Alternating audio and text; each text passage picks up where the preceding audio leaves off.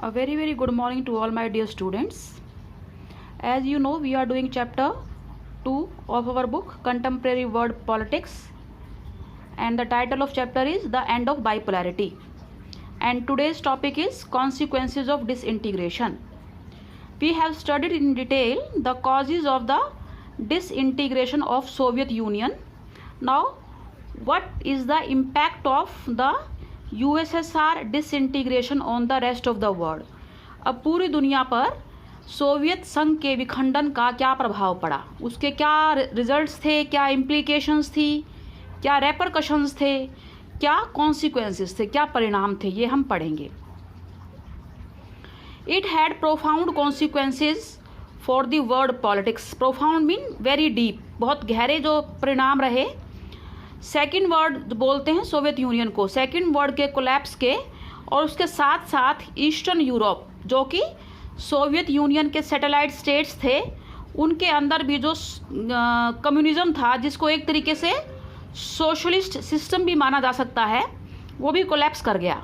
और इसका पूरी वर्ल्ड पॉलिटिक्स पर, पूरी दुनिया की राजनीति पर प्रोफाउंड इम्पैक्ट पड़ा, बहुत गहरा प्रभाव पड़ा. Broadly, 3 kinds of changes resulted which were enduring. मुख्य तौर से 3 प्रकार के बदलाव आए जो एंड्योरिंग थे, जो लंबे समय तक बने रहे पूरी दुनिया की राजनीति में. और इन 3 जो बदलाव थे मुख्य, इनके फर्दर छोटे छोटे और इम्पैक्ट थे और बदलाव थे, न्यूमरस इफेक्ट्स थे, जिनकी लिस्ट बनाना is really very difficult. It is very difficult to list them, जो फर्दर उनके आगे और इम्पैक्ट हुआ. First of all, the collapse of USSR meant that Cold War is no more. अब Cold War नहीं है, शीत युद्ध नहीं है, क्योंकि USSR तो है ही नहीं, दूसरी पार्टी तो है ही नहीं, दूसरा पोल तो है ही नहीं, दूसरा पोल ख़त्म हो गया, यानी कि बाइपोलैरिटी का एंड आ गया है. और इसके साथ साथ आपको मालूम है, कोल्ड वॉर का जो एक मुख्य जो फीचर था वो था आइडियोलॉजिकल कॉम्पिटिशन. विचारधारा का जो आपस में उसकी सुपीरियोरिटी का जो इनका आपस में जो रेस चल रही थी, जो मुकाबला चल रहा था, अब उस पर भी फुल स्टॉप लग गया है. Whether the socialist system is better और capitalist system is better, it is not an issue any more. अब ये मुद्दा रहा ही नहीं. ये पहला पॉइंट है, end of the ideological dispute. अब जो आइडियोलॉजिकल डिस्प्यूट है, जिसमें पूरे वर्ल्ड में ये लोग अपनी आइडियोलॉजी को स्प्रेड कराने के लिए, दोनों की दोनों powers, they were doing their best कि दुनिया के मैक्सिमम कंट्रीज़ जो हैं या तो कैपिटलिस्ट सिस्टम को फॉलो करें या वो सोशलिस्ट सिस्टम या कम्युनिस्ट सिस्टम को फॉलो करें. अब इसका एक रिजल्ट ये था कि इन्होंने आर्म्स में, हथियारों में भी जो है वो रेस शुरू कर दी. Hoarding of arms, manufacturing of arms, जो ये हथियारों की होड़ थी, आर्म्स रेस थी. अब इसके ऊपर भी एक हद तक जो है फुल स्टॉप आ गया, बिकॉज अब सेकंड जो कॉम्पिटिटर था, सेकंड पोल था, यूएसएसआर इज़ नो मोर. अब यूएसए को इतना थ्रेट नहीं रहा, इतना खतरा नहीं रहा. तो it also led to the end of the arms race, और एक नई शांति, एक न्यू पीस की पॉसिबिलिटी दिखाई दे रही थी. ये सेकंड पॉइंट है. तो फर्स्ट पैराग्राफ में फर्स्ट जो इफेक्ट है, ये जो पैराग्राफ है ये पूरा एक इफेक्ट है, और इसके दो सब इफेक्ट्स हो गए. पहला एंड ऑफ आइडियोलॉजिकल डिस्प्यूट और दूसरा है end of the arms race. तो इसके और ऐसे ही ये जो इफेक्ट हैं ब्रॉडली 3 काइंड के, इनके बहुत सारे आगे पर्टिकुलर सब इफेक्ट्स आएंगे, वो आपको ध्यान में रखना है. सेकेंड, अब पावर रिलेशंस, जो आपस में जो शक्ति के जो समीकरण था वर्ल्ड पॉलिटिक्स के अंदर, वो चेंज हो रहा है. यूएसएसआर इज़ नो मोर. जो आइडियाज़ हैं पूरे वर्ल्ड के अंदर, विचार रिलेटेड टू आइडियोलॉजी, और उसके अकॉर्डिंग जो इंस्टीट्यूशंस बने कैपिटलिज्म और सोशलिज्म को इम्प्लीमेंट करने के लिए, जो पूरे दुनिया में लोगों ने संस्थाएं बनाई होंगी. अब मान लो लॉ मेकिंग इंस्टीट्यूशन है, आपने लॉ बनाना है, उसको कैपिटलिस्ट के आधार पे कैसे बनाओगे, सिस्टम के आधार पर, सोशलिस्ट सिस्टम के आधार पर कैसे बनाओगे. इकोनॉमिक सिस्टम है आपका, वो सोशलिज्म के अंदर उसके अलग प्रिंसिपल्स हैं, कैपिटलिज्म के उसके अलग प्रिंसिपल्स हैं. सो आइडियाज़ और institutions all over the world, इसमें भी चेंजेस आ रहे हैं. अब 2 पॉसिबिलिटीज़ आ गई हैं and of the cold war के बाद, 2 संभावनाएं. या तो जो सुपर पावर रह गई है, बच गई है, यानी कि यूएसए, वो पूरी दुनिया को कंट्रोल करे, डोमिनेट करे और एक यूनिपोलर सिस्टम बन जाए, एक ध्रुवीय दुनिया जिसमें एक पावर का बोलबाला है और वो कंट्री, वो नेशन सुपर पावर है और वो अपनी पावर को लेकर पूरी दुनिया को की पॉलिटिक्स को इन्फ्लुएंस कर सकता है, प्रभावित कर सकता है टू फुलफिल इट्स इंटरेस्ट, अपने हितों की पूर्ति के लिए। एक पॉसिबिलिटी तो ये है। दूसरा ये है कि जो many countries, group of countries मिलके जो है इम्पोर्टेंट प्लेयर्स बन जाएं इंटरनेशनल सिस्टम में, दुनिया की पॉलिटिक्स में ग्रुप बन के आए। जैसे ग्रुप्स नहीं होते, G8 का नाम सुना है आपने, G20 का नाम सुना है, और नैम भी एक ब्लॉक था ना, ग्रुप ऑफ मेंबर कंट्रीज की। कंट्रीज जो हैं वो ग्रुप में आए और एज अ ग्रुप जो है वो पावर को एक्सरसाइज करें, यानी कि दुनिया क्या बन जाए, not as unipolar, not bipolar, but it should become multipolar, जहाँ पे पावर जो है वो it is scattered among different nations. अब जो सत्ता है, जो शक्ति है, वो दुनिया के विभिन्न देशों में बट गई है और ये विभिन्न देश जो है एक समूह के रूप में अपनी पावर को एक्सरसाइज कर रहे हैं ग्रुप के रूप में। तो दो पॉसिबिलिटीज आ गई अब इसमें।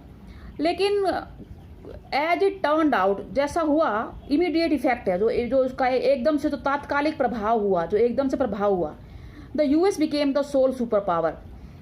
काफी सालों तक after the disintegration of USSR, United States जो थी सर्वोत्तम जो है दुनिया का महाशक्ति बनी रही, US, and backed by the power and the Prestige of the US.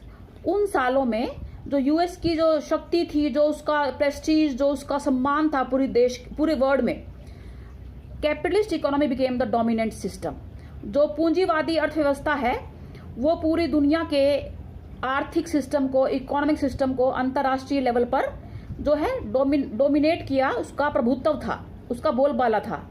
आपने इकोनॉमी के अंदर पढ़ा है +1 में, IMF के बारे में, वर्ल्ड बैंक के बारे में, यहाँ तक कि 9th क्लास में भी जिक्र आता था इनका, इंटरनेशनल मॉनेटरी फंड और वर्ल्ड बैंक। इन दोनों का जो गठन हुआ था वो after the end of second world war हुआ था 1945 में। ब्रेटन वुड्स में इनकी जो है क्या कहते हैं उस, वहाँ पर वो जगह का नाम है जहाँ पर पूरा इनकी स्थापना के लिए डिस्कशन जो हुए, इनको ब्रेटन वुड्स इंस्टीट्यूशन भी कहा जाता है, ये ट्विंस भी कहा जाता है इनको, एक साथ जो है ये बने थे।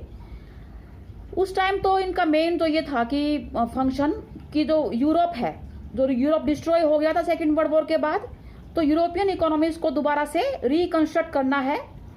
मार्शल प्लान वगैरह सब बना था। तो वर्ल्ड बैंक और IMF का काम था दुनिया के देशों को लोन देना, और ये इनकी जो टर्म्स एंड कंडीशंस थी वो एक पूंजीवादी व्यवस्था पर आधारित थी, कैपिटलिस्ट सिस्टम पे आधारित थी। और शर्त ये रखते थे ये लोग, जब जिस भी कंट्री को लोन देते थे, भाई आप अपने मार्केट को, अपने बाजार को हमारे शर्तों के हिसाब से ओपन करेंगे, सब्सिडीज खत्म करेंगे अपनी, और इस तरह से हम ऑपरेट करेंगे कि मार्केट में हमें ज़्यादा फायदा हो as compare to the particular country to which they are giving the loans.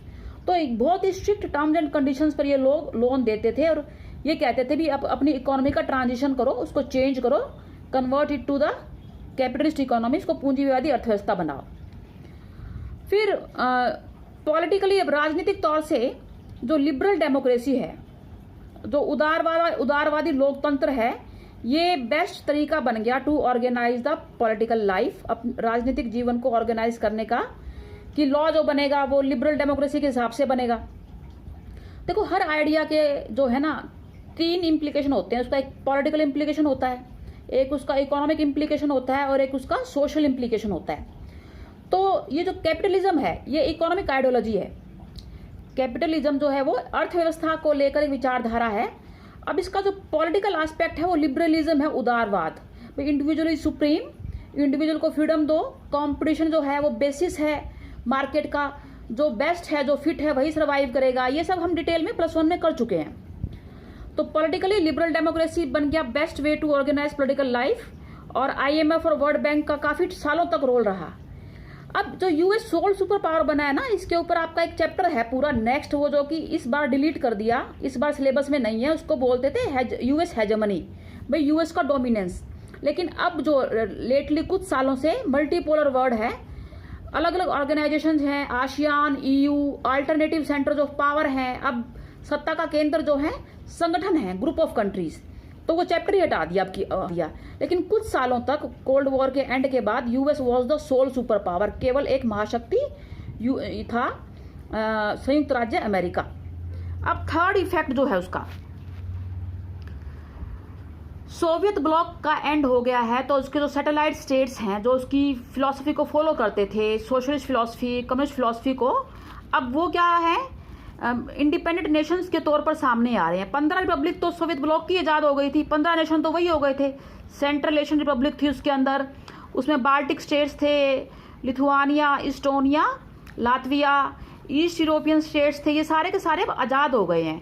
अब ये यूरोप के अंदर यूरोपियन यूनियन बनी थी, ये एक ऑर्गेनाइजेशन है जिसमें यूरोप के कंट्रीज़ हैं और ये काम करती है कि मार्केट के बैरियर ख़त्म हो जाएं, और जो है मेन इसका है जो एम है वो इकोनॉमिक डेवलपमेंट है, आर्थिक तौर से तरक्की करनी है, और इसके मेंबर कंट्रीज़ मेनली सारे के सारे यूरोपियन कंट्रीज़ हैं। तो जो सोवियत ब्लॉक के इन्फ्लुएंस से जो आज़ाद हुए बाल्टिक स्टेट्स और ईस्ट यूरोपियन स्टेट्स, वो चाहते थे कि यूरोपियन यूनियन के हम मेंबर्स बन जाएं। उनकी अपनी इंडिपेंडेंट एस्पिरेशंस हैं, मतलब अपनी खुद की ख्वाहिशें हैं, आकांक्षाएं हैं, और अपनी खुद की चॉइसेस चाहते हैं वो, और वो नाटो के मेंबर भी बन गए। आपको पता ही है बाल्टिक स्टेट्स जो थे नाटो के मेंबर बने थे, मैंने कल टाइमलाइन में बताया था आपको, टाइमलाइन डिस्कस की थी।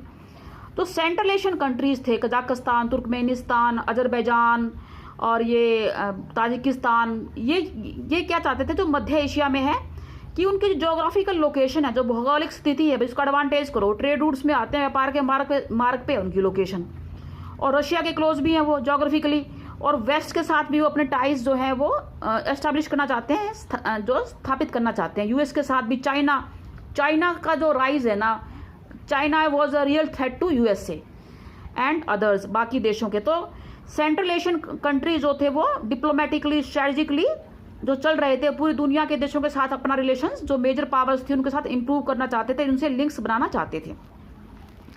Thus the international system saw many new players emerge, नए खिलाड़ी आ गए हैं अब पूरे अंतरराष्ट्रीय सिस्टम में। सबकी अपनी अपनी आइडेंटिटी है, पहचान है, इंटरेस्ट सबके अपने हित हैं। एक नेशनल इंटरेस्ट होता है, राष्ट्रीय हित, हर देश का अपना नेशनल इंटरेस्ट होता है कि ये political, economically, militarily, technologically, politically जो है एक पावर बने, एक शक्ति बने, वो उसका राष्ट्रीय हित है।